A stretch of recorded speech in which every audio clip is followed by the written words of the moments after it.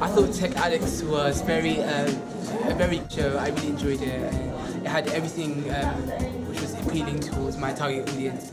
I enjoyed it very much. I think loads of my other friends would enjoy it as well. It's something that I would definitely 100% watch. It's very interesting. I wanted to continue watching it. I was disappointed that it finished.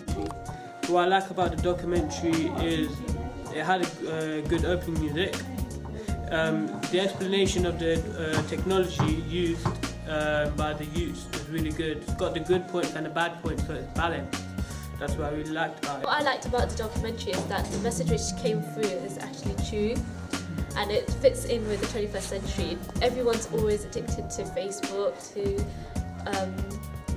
MySpace, even BB as well, BBM all the time, 24/7. The fact that it's been all put together as the video diaries are all separately put together, it's not all in as a chunk to make it. So because if it was as a chunk, it'd probably be the main parts really gone, so the person might not want to watch it.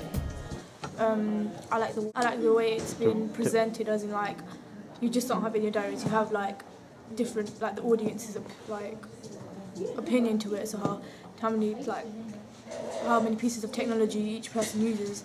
There's a different range of technologies that different people.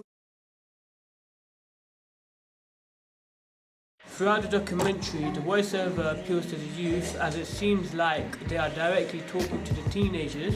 It also appeals to the youth because this is about technology, which is what we are always using. Why it appeals to me is because I always use my phone as well. It's something I'll be interested in, and I also think parents will be interested as well because so they can help their children, or control their use of phones and technology, and it also highlights the issue of how it's taking over society and how you use. Well, I think that the documentary appeals to youth today because everyone is actually so into their technology that they don't realise how much they're into it. It's they're in self-denial. So if a day without technology for them, in real, if my mum took my BB away, I think I'd die. A little part of me would die inside. What I really liked about the documentary was that it relates to us youths, as in the modern generation, how we use technology wherever we go. You can always see there's someone with an iPad in their pocket or someone with an iPad or something.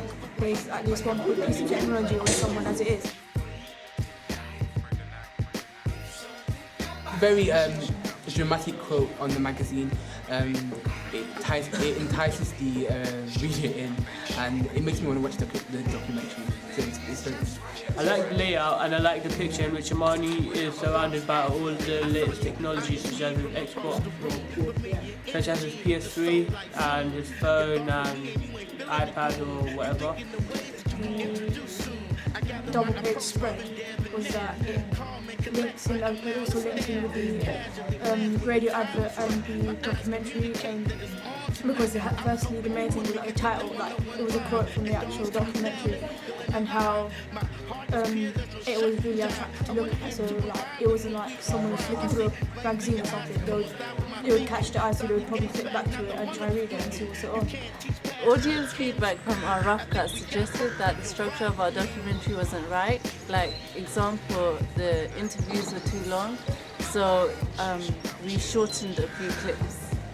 Yeah, as editor, I found that they had feedback that some of the clips were too high and some of them were too low, so I had to go back and change all the audio so it was all the same levels. As cinematographer, I recorded an extra scene of panning to left to right and then panning back from right to left. And with the audience feedback, we realised that was unnecessary, so we just cut it out. As a director, the feedback showed us that some of the clips were not in the right position, so we tried to put it in the right position to get it how the audience wanted it. So eventually we got it right. Yeah, and from our magazine, they said that it didn't really look like a magazine, so we redid the whole thing and did it on Photoshop. Because it looked like a poster. Yeah, so we did it. Hold for birds, hold for birds. Birds. So we've done it again and made it look much better, and we got positive feedback from that. And it also people said that it linked to the actual documentary because of the character that we used there was a picture of him in the magazine cover. With the technology that And there was also a quote from the actual documentary. And with our radio advert and our actual documentary, we had the same voiceover. that showed synergy there. From our final cut audience feedback, we found that with all the changes that they said it related to youth. And it was actually looking like a documentary with the main conventions. Yeah. Even though the titles were quirky, it was appealing to our audience and they found it funny. We only got one negative comment saying that they felt that it wasn't a real documentary because of the voiceover and the lack of facts. And the lack of facts, but we wanted it to be like that, so we decided to leave it how it is.